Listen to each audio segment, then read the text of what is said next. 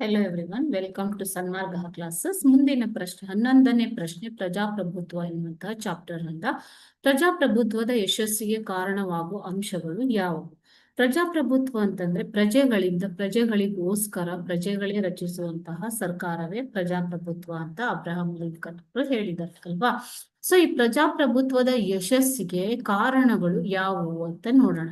ಮೊದಲನೆಯದಾಗಿ ಪ್ರಜಾಪ್ರಭುತ್ವವನ್ನು ರಕ್ಷಿಸುವ ಮನೋಭಾವ ಜನರಲ್ಲಿ ಇರಬೇಕು ಮಕ್ಕಳು. ಓಕೆನಾ?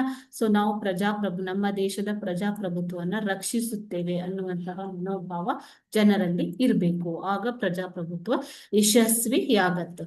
ಎರಡನೆಯದಾಗಿ ಜನರು ಕೂಡ ಸದಾ ಜಾಗರೂಕತೆಯಿಂದ ಇರಬೇಕಾಗತ್ತೆ. ಮೂರನೆಯದಾಗಿ ಪ್ರಜಾಪ್ರಭುತ್ವದ ಯಶಸ್ಸು ತಾಳ್ಮೆಯನ್ನ ಅವಲಂಬಿಸಿದೆ. ಜನರು ಕೊಡುವ ಹಾಗೂ ತೆಗೆದುಕೊಳ್ಳುವ ತತ್ವ ಪಾಲಕರಾಗಿರಬೇಕು, ತಾಳ್ಮೆಯನ್ನ ಕಳೆದುಕೊಳ್ಳಬಾರದು.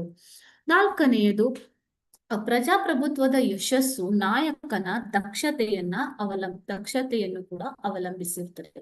ನಾಯಕನಾದವನು ಸಾಮಾನ್ಯ ಪ್ರಜೆ ಮನೋಭಾವವನ್ನ, ಸಮಸ್ಯೆಗಳನ್ನ ಅರ್ಥ ಮಾಡಿಕೊಳ್ಳುವ, ಅವುಗಳನ್ನು ಪರಿಹಾರ ಮಾಡುವ ಸೇವಾ ಮನೋಭಾವ. ನಾಯಕನಿಗೆ ಏನಿರ್ಬೇಕು? ಸೇವಾ ಮನೋಭಾವ ಮತ್ತು ಪ್ರಾಮಾಣಿಕತನ, ತ್ಯಾಗ ಮಾಡುವ ಗುಣ, ದಕ್ಷತೆಯನ್ನ ಹೊಂದಿರಬೇಕು. ಆಗ ಮಾತ್ರ ಪ್ರಜಾಪ್ರಭುತ್ವ ಯಶಸ್ವಿ ಆಗಬಹುದು. ಯಾಕೆ ಅಂತಂದ್ರೆ ಒಬ್ಬ ನಾಯಕನಲ್ಲಿ ವಿಶ್ವಾಸವಿಟ್ಟು ಜನರು ತಮ್ಮ ನಾಯಕನನ್ನ ಆಯ್ಕೆ ಮಾಡಿರ್ತಾರೆ ಅಲ್ವಾ.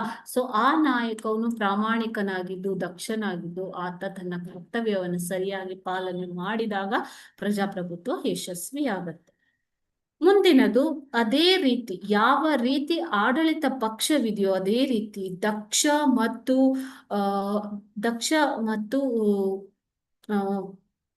ಪ್ರತಿಭಾನ್ವಿತ ವಿರೋಧ ಪಕ್ಷ ಕೂಡ ಇರಬೇಕಾಗತ್ತೆ. ಓಕೆನಾ? ಆಡಳಿತ ಪಕ್ಷದ ಕಾರ್ಯವೈಖರಿಯ ಬಗ್ಗೆ ಸದಾ ಎಚ್ಚರಿಕೆಯಿಂದ ಅವರನ್ನ ಎಚ್ಚರಿಸುವ ಮತ್ತು ಅವರ ಕಾರ್ಯಗಳನ್ನ ಪರಿಶೀಲಿಸುವ ಧೋರಣೆ, ಸರ್ವಾಧಿಕಾರಿ ಧೋರಣೆಯನ್ನ ನಿಯಂತ್ರಿಸುವಂತಹ ವಿರೋಧ ಪಕ್ಷ ಇರಬೇಕು.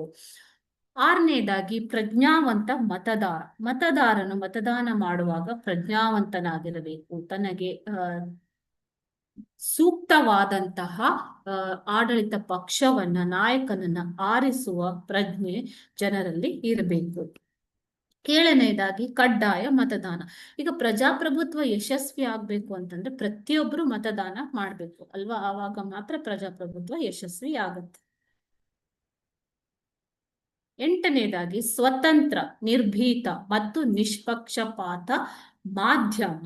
ಓಕೆನಾ? ಪ್ರಜಾಪ್ರಭುತ್ವದ ಯಶಸ್ಸಿಗೆ ಕಾರಣವಾಗಬಲ್ಲದು.